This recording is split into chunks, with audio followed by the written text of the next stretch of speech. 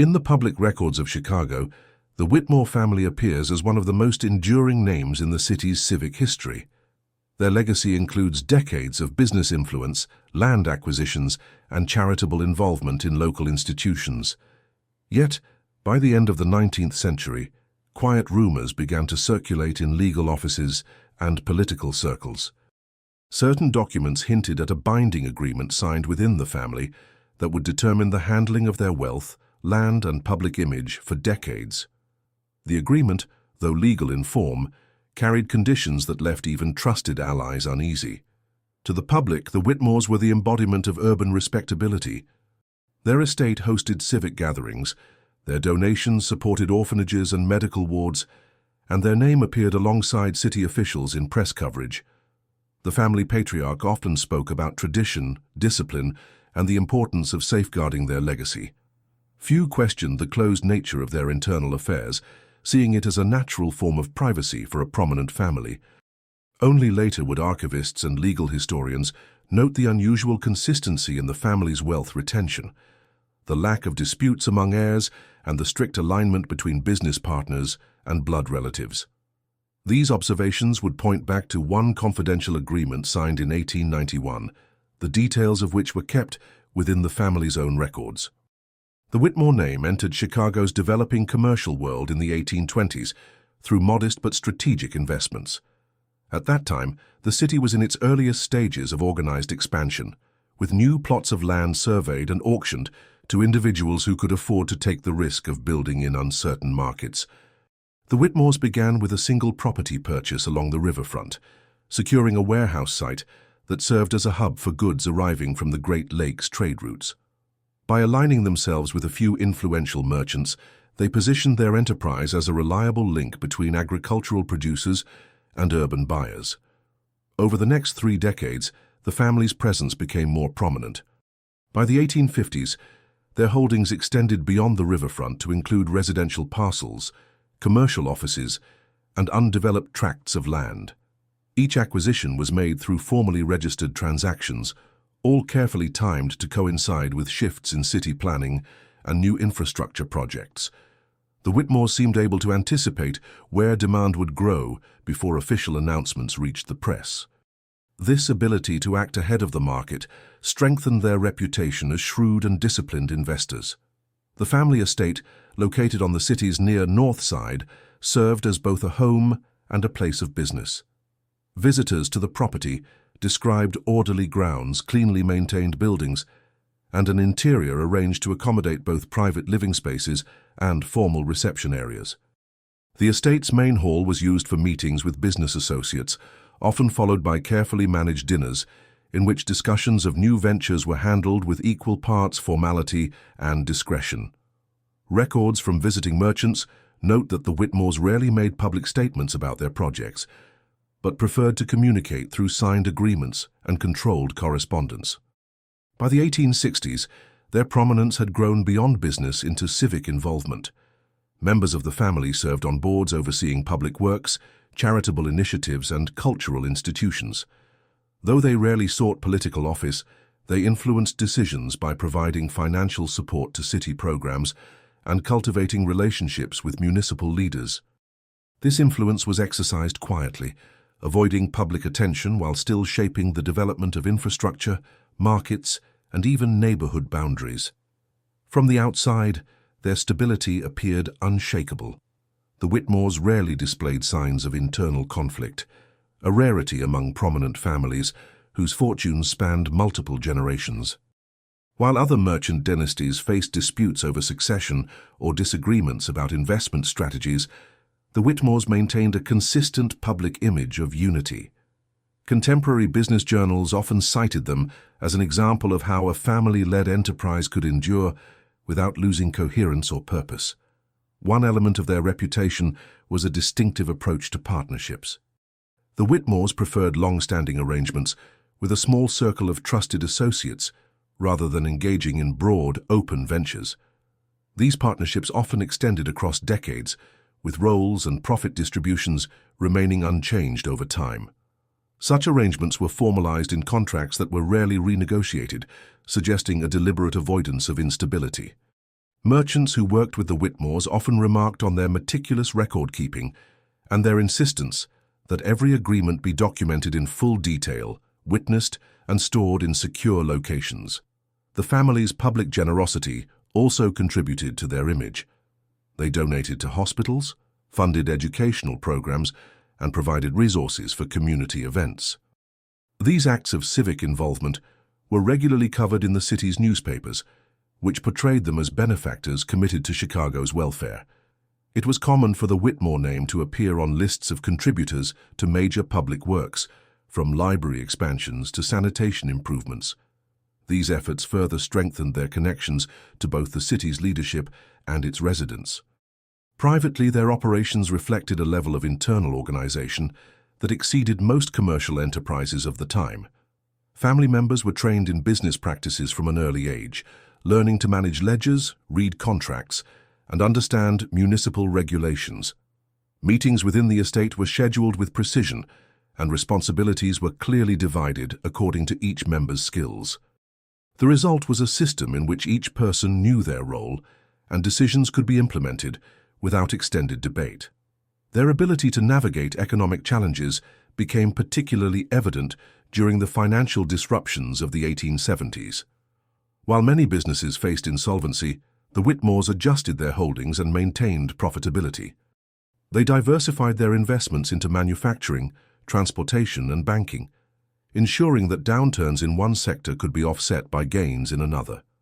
Publicly, they attributed this resilience to prudent planning and avoidance of speculative ventures.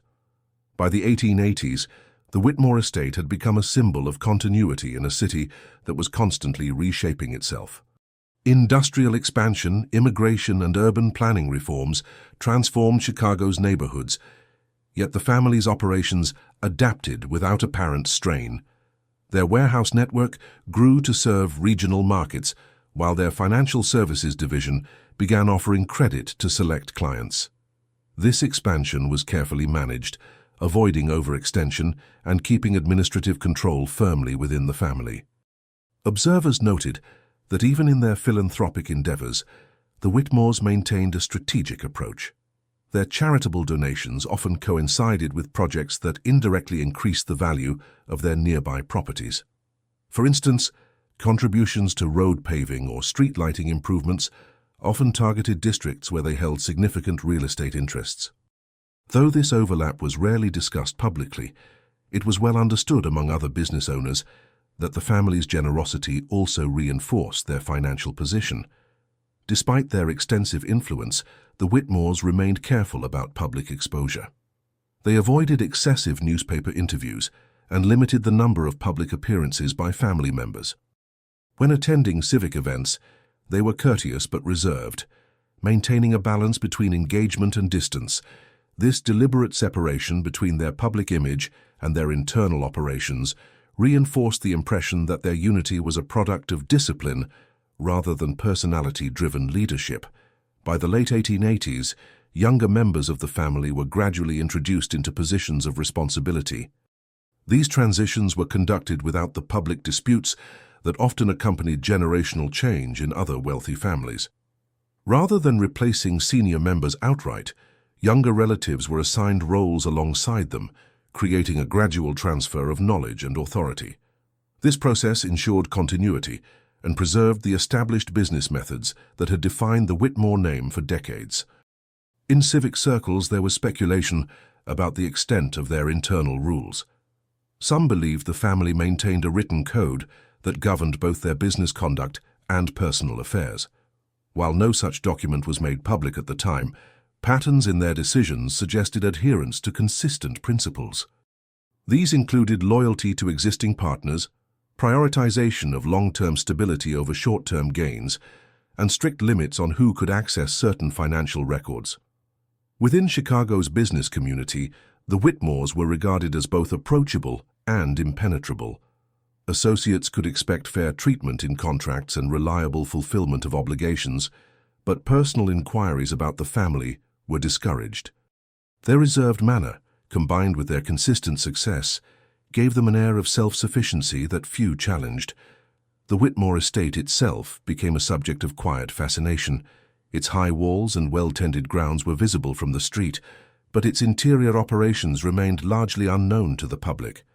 Those who attended business meetings there described a setting where every object seemed carefully placed, where conversations followed a deliberate order, and where written agreements were produced and signed with little delay. The precision with which these meetings were conducted reflected the same orderliness that characterized the family's broader operations. This combination of wealth, discipline, and selective generosity ensured that the Whitmores occupied a secure position in Chicago's hierarchy. They had built a reputation that discouraged speculation about their internal affairs while encouraging trust in their external dealings. For decades, this reputation remained intact, forming the foundation upon which their later agreements, including the one in 1891, would be built. The Whitmores' business reach extended into sectors where their presence was not always immediately visible. In banking, for example, they were not listed as principal officers of institutions, yet archival account ledgers show their investments underwriting key operations. This indirect participation allowed them to influence credit policies and interest terms for certain enterprises without bearing the administrative burdens of running a bank. Their investments were structured through intermediary firms that acted as nominal owners while still reporting to the Whitmore estate. In manufacturing, their involvement took the form of supply contracts rather than direct ownership. These agreements guaranteed steady demand for select factories, particularly in the production of building materials. This approach created a stable relationship between the Whitmores and industrial managers, while avoiding the volatility of market fluctuations in finished goods. Contracts often included provisions ensuring that raw materials would be delivered to the manufacturers at fixed prices for extended periods, effectively insulating both parties from economic shocks. Land acquisition remained their most enduring strength. The Whitmores monitored municipal records for indications of upcoming infrastructure developments such as bridges, rail connections, or public markets. By securing parcels near these planned projects, they positioned themselves to profit from increased land values once construction was completed. Some purchases were held for decades before being developed or sold, demonstrating a level of patience uncommon among other investors of the period. Their estate administration operated in a manner that could be compared to a small municipal office. An internal registry tracked every parcel of land, every contractual obligation, and every tenant arrangement. Correspondence was logged, categorized, and filed in secure cabinets within the main hall. Access to these records was limited to a small number of family members and trusted clerks, each of whom had clearly defined responsibilities. This system ensured that information could be retrieved quickly and that no single individual held unchecked control over the family's data. Visitors to the estate often remarked on the absence of idle activity. From morning until late afternoon, the household followed a coordinated schedule in which meetings, financial reviews, and operational briefings occurred in sequence. Meals were timed to accommodate work obligations, and conversations during dining often addressed practical matters rather than personal anecdotes. The structured nature of their daily routine conveyed an impression that business was not a separate activity from life in the estate, but rather its organizing principle. Relations with other prominent families in Chicago were carefully maintained. While the Whitmores were not known for hosting extravagant social gatherings, they did attend functions where their presence was considered essential. In these settings, they engaged in measured conversation, avoiding public disagreements and seldom commenting on contentious civic issues. By presenting themselves as neutral participants in social matters, they preserved working relationships across different commercial and political factions. The family's interactions with municipal authorities were notable for their consistency. When seeking permits, licenses, or zoning adjustments, the Whitmores submitted all required documentation in exact compliance with regulations. This precision reduced delays and demonstrated a respect for procedural formality that municipal officers came to expect. In return, their applications were processed without undue complication, and their projects advanced with minimal public scrutiny. Philanthropic activities continued to serve as a bridge between their business interests and public perception. Endowments to schools were often accompanied by commitments to fund the maintenance of the surrounding streets or public gardens. Contributions to cultural institutions included funding for improvements in the areas adjacent to those sites. While these efforts were presented as community enhancements, they also strengthened the value of Whitmore holdings nearby. As the family's influence deepened, they began to cultivate a network of professionals who operated in both public and private sectors. This included lawyers skilled in property law, accountants with experience in managing large estates, and engineers who could provide early assessments of proposed municipal projects. Many of these professionals were retained over decades, ensuring continuity in advice and reducing the risk of conflicting counsel. In return, these individuals enjoyed stable patronage and the prestige associated with working for a family of established standing. An important aspect of the Whitmore's approach was their ability to remain adaptable while appearing constant. Market conditions shifted, transportation routes changed, and new industries emerged, yet their underlying principles remained visible in every decision. They favored measurable returns over speculative gains, long-term partnerships over opportunistic ventures, and stability over rapid expansion. This consistency made them predictable to those who worked with them, a quality that encouraged trust even in uncertain times. Within the estate, younger family members learned these principles not through formal lectures, but by observing operations directly. They attended meetings, reviewed contracts, and assisted in correspondence from an early age. This exposure created a continuity of method across generations, reducing the likelihood of strategic deviation. The system was self-reinforcing. As younger members demonstrated competence, they were granted more responsibilities, ensuring that the family's way of conducting affairs would persist.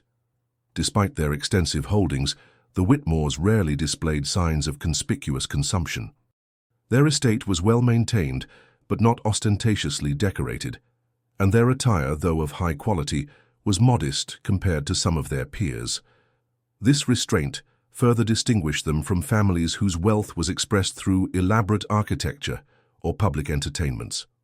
The Whitmores seemed to prefer that their influence be recognized through enduring assets rather than temporary displays. The family also maintained a quiet but firm policy regarding external inquiries. Journalists who attempted to secure interviews were often referred to a single designated spokesperson who provided only carefully prepared statements. Requests for financial disclosures or details about specific ventures were typically declined on the grounds of privacy. This control over information ensured that public knowledge of the family remained limited to what they themselves chose to reveal. Their legal affairs were conducted with similar discretion. Court records show few disputes involving the Whitmores, and when they did appear in legal proceedings, the cases were resolved swiftly, often through settlement before formal judgment. Such efficiency preserved their reputation for reliability and avoided the public spectacle of prolonged litigation. The physical design of the estate also reflected their methodical character. The main hall served as the operational center, with adjoining rooms dedicated to accounting, correspondence, and archival storage. Private living quarters were separated from these functional areas, reinforcing the division between personal life and business matters. Guests invited for commercial discussions rarely entered the private wings, and household staff were trained to maintain this separation at all times. By the end of the 1880s, the Whitmore name had become firmly embedded in the city's commercial and civic framework. They were regarded as a stabilizing force, one whose participation in a project often signaled security to other investors. This standing was not the result of sudden success, but of decades of calculated decisions, consistent management, and an unwavering commitment to their established practices. For those outside the family, the mechanics of their unity remained a subject of speculation. Some believed it rested entirely on shared interest and mutual benefit, while others suspected more formal arrangements existed to ensure adherence to the family's way of doing business. Whatever the truth, the outward effect was undeniable. The Whitmores moved as a single entity in a city where most fortunes rose and fell with far less predictability. By the early 1890s, Chicago was undergoing another phase of accelerated development. The city's population had expanded, industries had multiplied, and new municipal projects were being announced with regularity. These changes introduced a degree of unpredictability that even well-established families like the Whitmores could not ignore. Markets shifted more quickly, and the rise of large corporate entities brought competition on a scale not previously seen in the region. In this environment, maintaining a stable position required not only strategic foresight, but also careful management of relationships that extended beyond the city. The Whitmores began to direct attention toward opportunities that linked Chicago to other growing hubs in the Midwest. Transportation corridors, particularly those connected to the rail network, became areas of interest.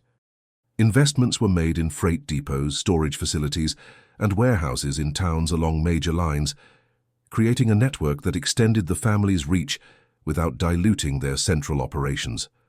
While these ventures strengthened their influence, they also introduced new complexities. Partnering with businesses in distant cities meant relying on intermediaries and local representatives, a shift from the tightly controlled operations within Chicago. Reports from these outlying locations were sent back to the estate and reviewed in detail. Any irregularities, even minor ones, were addressed through formal correspondence or in-person visits by a designated family member. This approach ensured that the Whitmores maintained oversight, though it also revealed the challenges of expanding their model into less familiar territories. Inside Chicago, the rapid pace of change brought pressures from multiple directions. Property values in some areas rose sharply, attracting speculative interest from outside investors.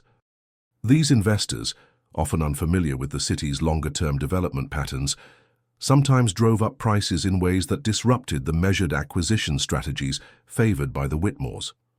To counter this, the family began negotiating for land purchases through intermediaries, reducing the likelihood of public attention that could inflate costs.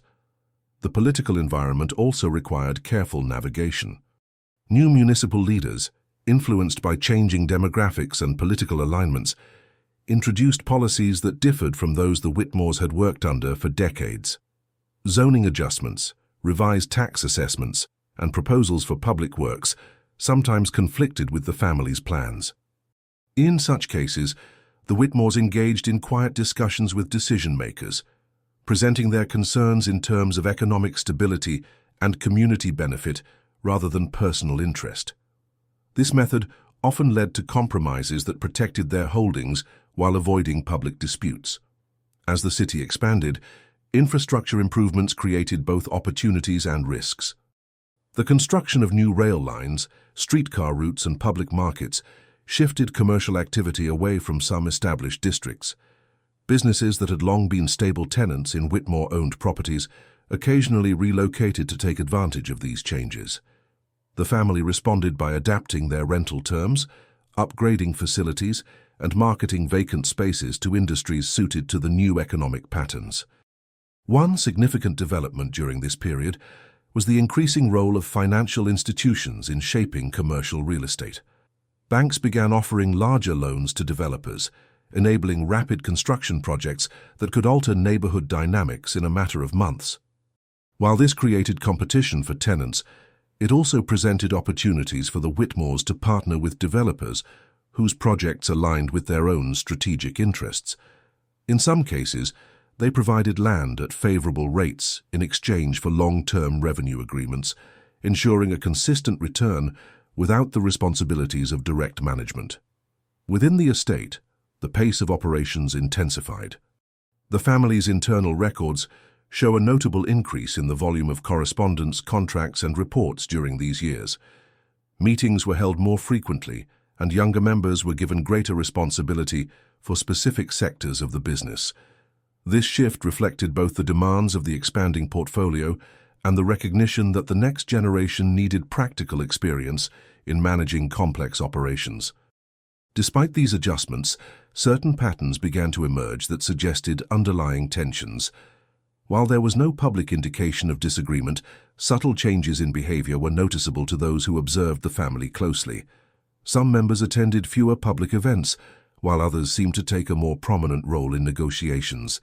These changes, though small, hinted at differences in approach to the challenges of the time.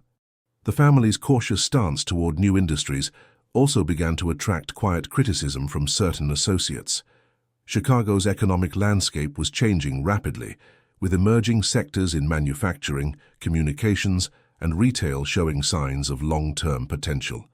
The Whitmores, however, preferred to expand only into areas where they could apply their established methods of control and oversight. While this preserved their stability, it also meant they were slower to adapt to certain trends that competitors were willing to embrace. Still, their influence remained considerable. In commercial circles, securing a Whitmore-backed arrangement continued to be viewed as a sign of reliability. Tenants valued the security of long leases, suppliers appreciated the consistency of orders, and civic planners recognized that the family's involvement in a project often signaled its viability. This reputation provided a buffer against market volatility, allowing the Whitmores to weather disruptions that unsettled less established operators. The city's press continued to present the family in a favorable light, often highlighting their philanthropic activities. Articles described donations to hospitals, cultural institutions, and educational programs, portraying the Whitmores as civic-minded benefactors.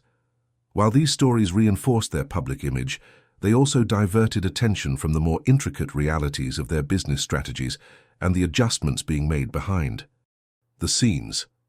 By the middle of the decade, the pressures of expansion, competition, and changing civic structures had created a more demanding operational environment than at any point in the family's history.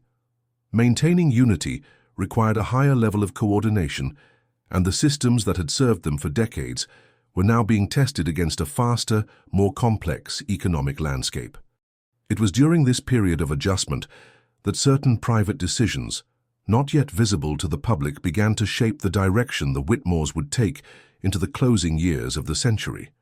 These decisions, made within the estate and recorded only in private ledgers and correspondence, would later be recognized as early indications of a shift in how the family intended to preserve its position in a city that no longer moved at the measured pace of the past. As the 1890s progressed, the competitive pressures in Chicago's commercial and property markets continued to increase. Large syndicates began acquiring entire blocks of land for coordinated developments, introducing a scale of investment that exceeded what most individual families could match. The Whitmores, though financially capable, chose a different path. Rather than attempting to compete directly in such expansive ventures, they focused on reinforcing their existing assets and securing control over strategically positioned properties that could influence the growth of adjacent districts. One way they maintained relevance was by refining their lease agreements to meet the changing expectations of tenants. Shorter-term commercial leases became more common in certain industries, allowing tenants greater flexibility. The Whitmores adapted by offering contracts with optional extensions and built-in incentives for longer occupancy, blending stability with adaptability. This approach proved attractive to established businesses seeking security without committing to multi-decade arrangements. At the same time, their dealings with industrial tenants shifted toward more collaborative models. In some cases, the family invested in upgrades to leased facilities in exchange for a share of the tenant's operational profits. Such agreements required precise accounting and careful monitoring, but they allowed the Whitmores to benefit from the success of enterprises without taking on the full burden of management. This structure also gave tenants a vested interest in maintaining a long-term relationship with the estate. Expansion beyond the city's limits became a larger component of their strategy. Suburban areas and satellite towns offered opportunities for warehouse construction, distribution hubs, and manufacturing partnerships. The Whitmores approached these ventures cautiously, prioritizing locations with reliable transportation links to Chicago's core. They worked with local councils to secure favorable conditions for development, often providing assistance for road improvements or other infrastructure enhancements in return for expedited approvals. Within Chicago, their portfolio adjustments reflected the city's shifting commercial geography. Certain districts that had once been prime locations for wholesale trade began to lose their advantage as transportation routes evolved. The Whitmores identified these changes early, selling or repurposing properties before their value declined significantly. Proceeds from such transactions were redirected toward emerging districts where municipal investment was creating new centers of activity. This attentiveness to patterns extended beyond real estate. The Whitmores monitored commodity flows, freight tariffs, and seasonal demand cycles, aligning their property use and lease structures with broader economic trends. In doing so, they reduced the likelihood of prolonged vacancies and positioned themselves to capitalize on growth sectors. This level of analysis required a network of informants, including merchants, transportation officials, and civic planners, all of whom provided information in exchange for steady business or other forms of mutual benefit. Internally, the pace of these adjustments required a more defined allocation of responsibilities among family members. One branch of the family took primary control of urban holdings, while another oversaw suburban and out-of-state operations. A smaller group managed financial investments, including bonds, private loans, and equity stakes in select enterprises. Regular reports were exchanged between these divisions, ensuring that decisions were informed by a comprehensive view of the family's total interests. The system was not without strain. Managing a broader and more complex set of assets required both trust and consistent communication, and while the Whitmores were known for unity, they were not immune to the pressures of expansion. Differences in opinion over investment priorities occasionally arose, particularly when weighing the security of traditional property holdings against the higher returns promised by newer industries. In such cases, decisions were deferred until additional analysis could be completed, a practice that sometimes slowed their response to rapidly evolving markets. Their careful pacing also began to contrast more sharply with the behavior of newer entrants to the market. Younger investors, many backed by bank financing, were willing to take on projects with immediate but uncertain returns. These ventures, often highly visible in the press, created an impression of boldness that some in the business community began to value. The Whitmores, by comparison, remained understated in their public profile. While this preserved their reputation for reliability, it also risked appearing overly cautious in a climate that rewarded rapid action. Nonetheless, their position in civic life remained secure. The family continued to contribute to municipal initiatives, often serving as quiet backers of projects that improved infrastructure or public services. They funded expansions to public markets, supported the installation of new water mains, and contributed to educational facilities. In each case, their involvement was structured to align with areas where they held substantial property interests, creating a link between public benefit and private stability.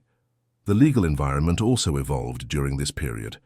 Changes to property tax assessments and commercial zoning regulations required the Whitmores to adjust their operations.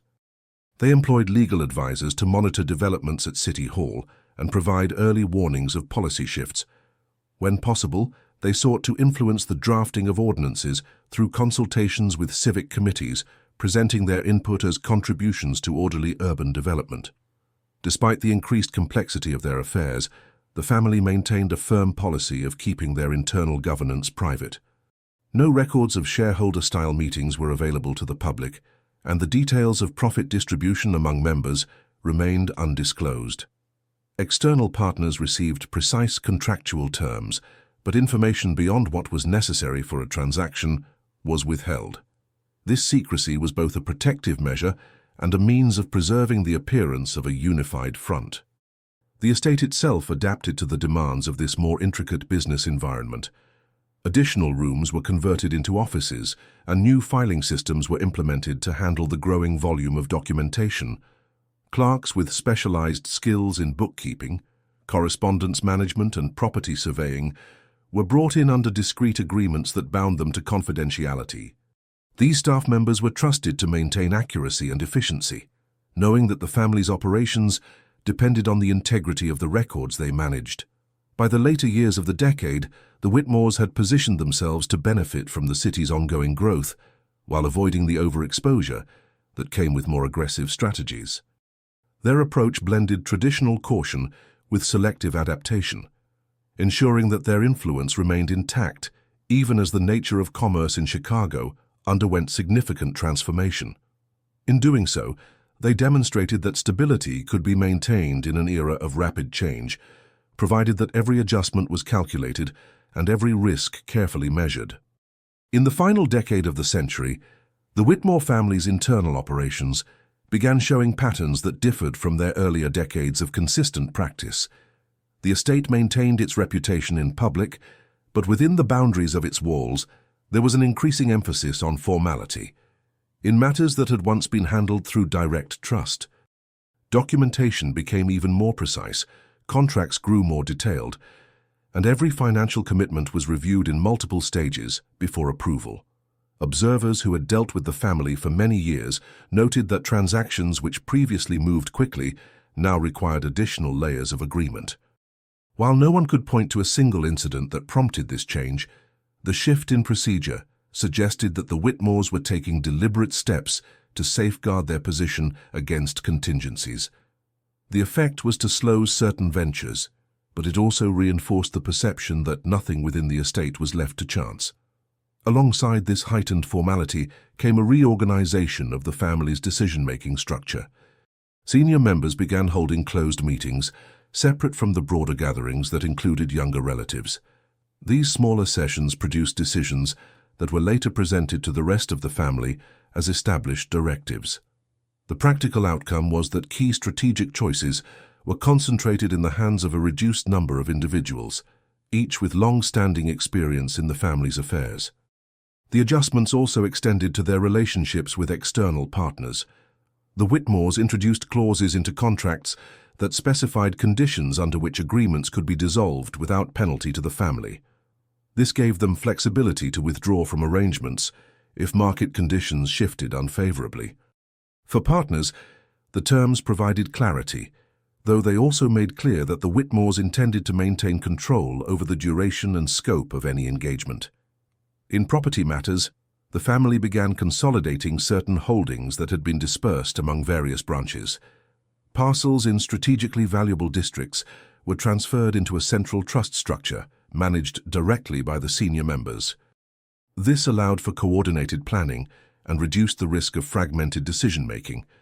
The trust also ensured that no single branch of the family could independently alter the use or sale of key properties without collective consent. Publicly, these changes went unnoticed. The Whitmores continued to appear at civic functions, contribute to charitable causes, and maintain the orderly image that had defined them for decades. Their philanthropic commitments even increased in visibility, with larger donations to institutions that served the city's growing population. Schools, public parks, and libraries benefited from their funding, each acknowledging the family's contribution with prominent plaques and ceremonial openings. Privately, however, there was a growing recognition that the economic environment was changing in ways that required greater cohesion. Chicago's commercial expansion had reached a level of complexity where external pressures could influence even the most insulated enterprises. Large corporations, backed by extensive financial resources, were beginning to dominate sectors that had once been led by family-owned ventures. While the Whitmores were well-positioned in real estate, they could not ignore the possibility that changes in transportation, infrastructure, or municipal policy could alter the value of their holdings. The family's approach to mitigating these risks involved reinforcing both legal and operational safeguards. Contracts with tenants included stipulations for periodic rent adjustments tied to specific economic indicators. Lease renewals required formal review rather than automatic extension. Property improvement plans were developed years in advance, with contingencies for shifts in market demand. In financial matters, they diversified their investments into municipal bonds and low-risk commercial notes, ensuring a steady income stream regardless of fluctuations in property revenues. Internally, record-keeping reached a level of precision that surpassed even their own prior standards. Each property file contained not only transaction histories, but also assessments of potential vulnerabilities, such as reliance on single tenants or exposure to zoning changes. Financial ledgers were cross-checked by separate clerks to reduce the possibility of oversight. Correspondence was archived systematically, with retrieval logs documenting each time a file was accessed. The administrative expansion also required physical changes to the estate. A new wing was added to house the growing volume of records, with secure storage for contracts, deeds and financial instruments. Access to this area was restricted, and only authorized members of the family and senior clerks were permitted entry. Visitors conducting business were shown into designated meeting rooms, while operational areas remained closed to non-family personnel. Despite the increased formality, the Whitmores retained their reputation for honoring agreements once signed. Partners continued to value their reliability, even if negotiations had become more methodical. In some cases, the extended review process was seen as an advantage, providing assurance that once the family committed to a venture, it had been thoroughly vetted. The family also maintained its network of advisors, though their roles became more specialized. Legal counsel focused on municipal and property law.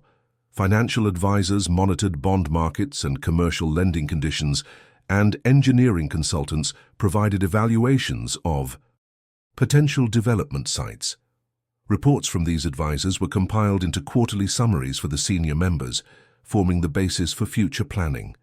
While the public saw only the polished surface of the Whitmore presence in Chicago, the reality was that the family was quietly adapting to a business environment that demanded both caution and structure. Their ability to remain influential depended not just on their holdings, but on the systems that protected and managed them. This recognition of the need for tighter internal controls would guide many of the decisions made during this period, setting the stage for measures that went beyond routine business practice. In the years immediately following their internal reorganization, the Whitmores applied their heightened procedures to every aspect of their operations. Transactions that once moved through in a matter of weeks were now mapped out through formal stages, each requiring documented approval from designated members. This approach extended not only to major property sales or acquisitions, but also to routine lease agreements and contract renewals. Every document carried multiple signatures, and each was copied, logged, and stored in at least 2 separate locations within the estate's record wing. The family also increased the frequency of private consultations among their most senior members. These meetings, often held in the estate's smaller conference room, were scheduled in the early evening and excluded clerks or younger relatives unless their presence was specifically required. Decisions from these sessions were recorded in a secure ledger kept in a locked cabinet, accessible only to the chairing member and one trusted archivist. Even within the family, the contents of this ledger were not freely discussed. External business partners began to notice that while the Whitmores still honored every commitment, their willingness to engage in new ventures had become more selective. Offers that might have been accepted a decade earlier were now declined after extended consideration. Inquiries into the reasons were typically met with polite but non-specific replies, emphasizing a preference for projects that matched the family's long-term vision.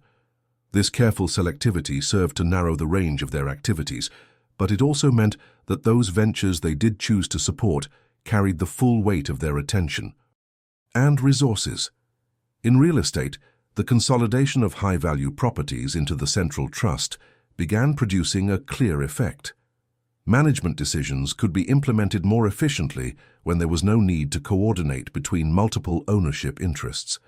Renovation projects, tenant replacements, and lease adjustments were executed with precision, often improving returns without public notice. Properties outside the trust were subject to a gradual review process, with the likelihood that many would eventually be incorporated into the centralized portfolio. Financial diversification remained a key part of their strategy. The Whitmores increased their holdings in municipal bonds, particularly those funding infrastructure improvements in districts where they owned property. This created a layered benefit. The bonds provided a secure income stream, while the completed projects enhanced the value of nearby assets. Similarly, their investment in select commercial loans supported businesses that either occupied Whitmore-owned spaces or contributed to the economic stability of areas in which they had interests. The role of the estate's administrative staff expanded alongside these changes. Clerks were trained in more advanced record management techniques, including indexing by both property type and transaction category. A formal correspondence log was kept for every exchange with tenants, partners, or civic officials, noting the date, subject, and resolution of each communication. This system not only preserved institutional memory, but also allowed for swift reference when similar issues arose in the future. Interactions with the city's governance structures became more deliberate. While the Whitmores had long maintained contact with municipal leaders, they now focused on participating in advisory capacities rather than acting as visible sponsors. When invited to contribute to planning discussions, they often sent a representative rather than attending as a full family presence. This representative would provide the necessary information, secure any relevant documents, and return to the estate for internal review before decisions were finalized. Such restraint extended to their philanthropic activities as well. Though they continued to provide funding for civic institutions, they avoided public ceremonies whenever possible. Donations were increasingly made through intermediary entities, reducing the visibility of their direct involvement. This shift allowed them to support initiatives aligned with their interests without drawing attention to the specific areas or projects that might also serve their business purposes. Inside the estate, the atmosphere reflected the seriousness of the family's operational outlook. Common spaces once used for casual gatherings were reconfigured into work areas or additional storage for records. The library, which had long held both literary works and business reference materials, became a dedicated archive for planning documents, maps, and municipal reports. Access to certain shelves was restricted, and keys were held only by authorized individuals. This tightening of access and procedure also influenced the way younger members were introduced to the business. Whereas in previous decades they might have been gradually included in general meetings, the new system placed them first in specific apprenticeships under established managers.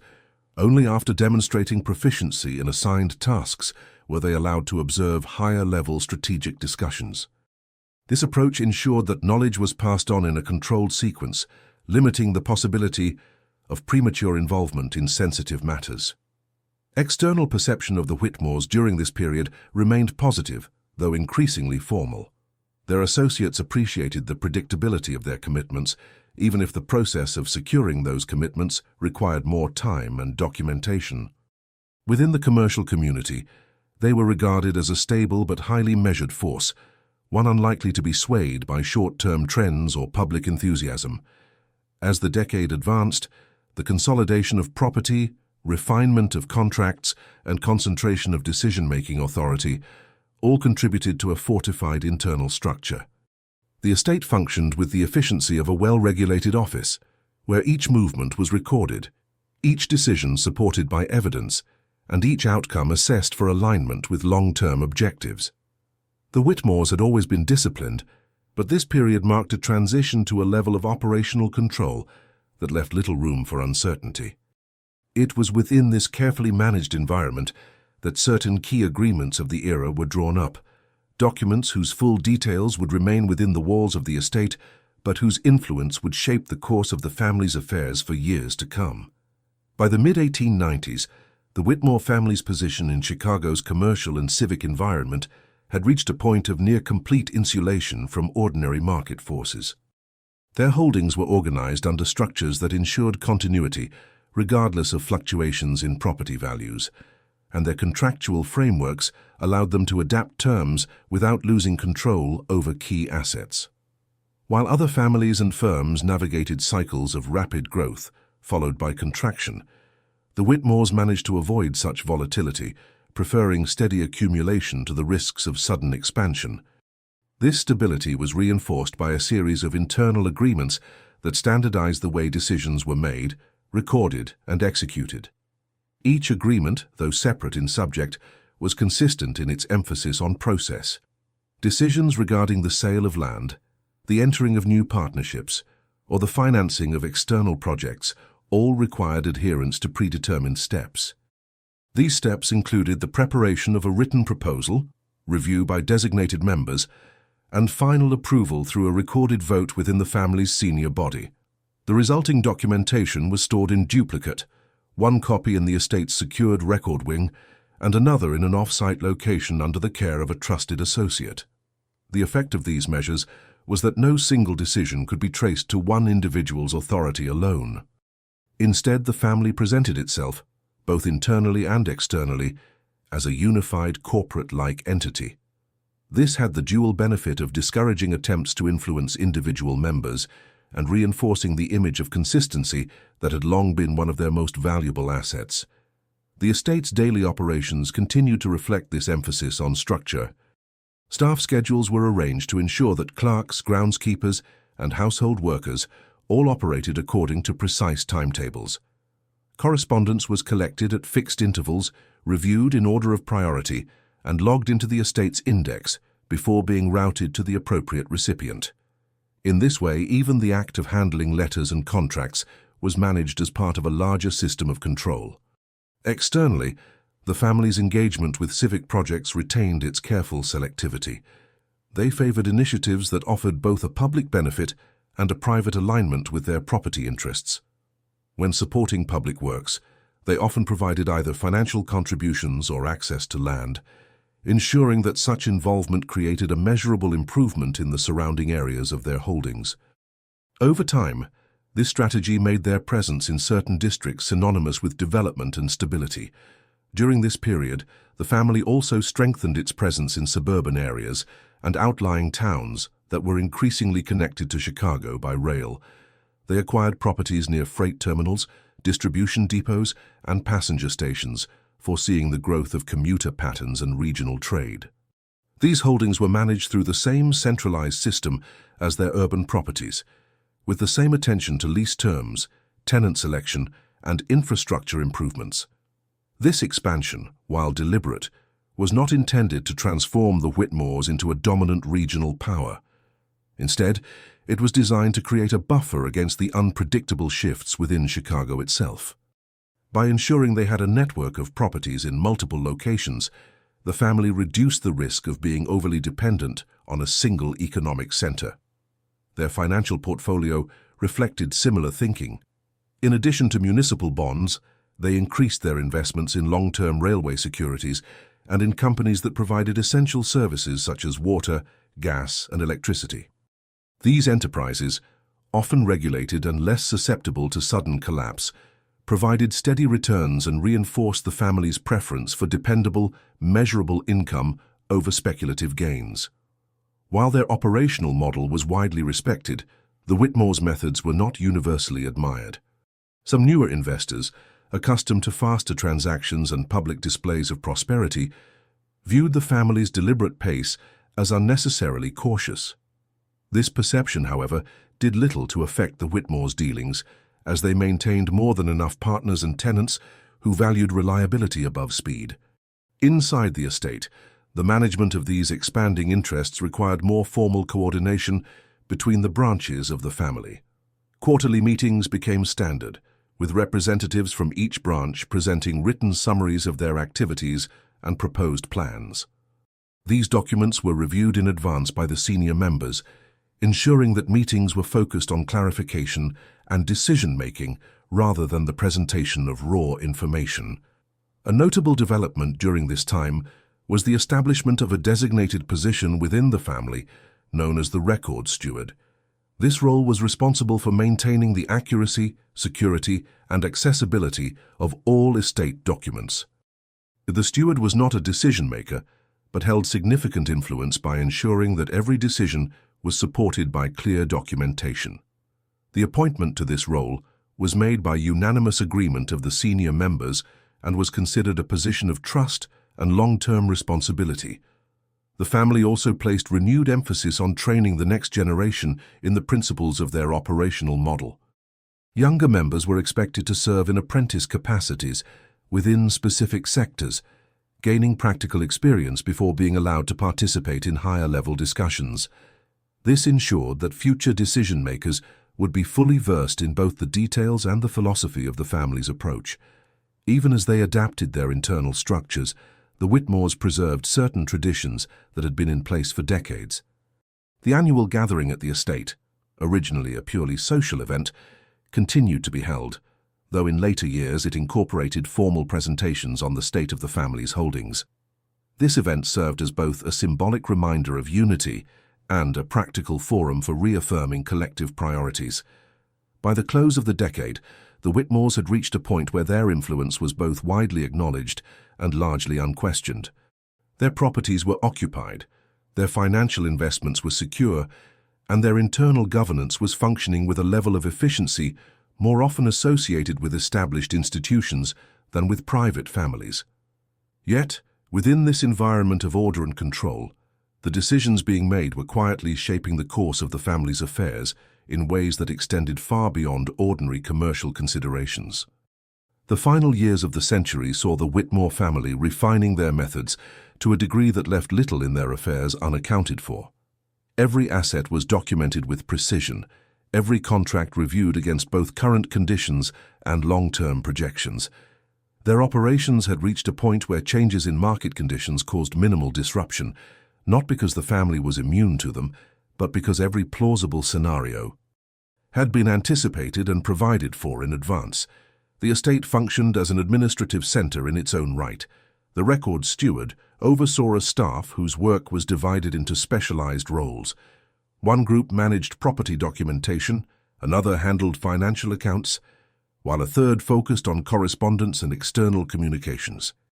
Each division operated under written guidelines detailing the exact steps to be followed for routine and exceptional situations alike.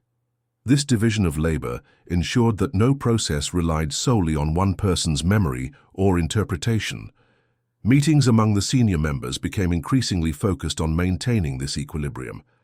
Proposals for new ventures were expected to come with complete assessments, including cost projections, potential risks, and the means by which the venture could be dissolved without loss if conditions changed. In this way, every decision was framed not only by potential gains, but also by the conditions under which it could be concluded without harm to the overall structure. The Whitmore's influence in civic matters continued, though often in ways that did not carry their name publicly. When municipal committees sought private funding for public improvements, the family would sometimes provide it through a series of intermediary entities. This allowed them to shape the development of infrastructure in ways beneficial to their holdings without drawing attention to the alignment between their contributions and their interests. Such discretion also extended to their dealings with other property owners. While they had long-standing relationships with certain families and firms, they rarely allowed joint ownership of their key assets.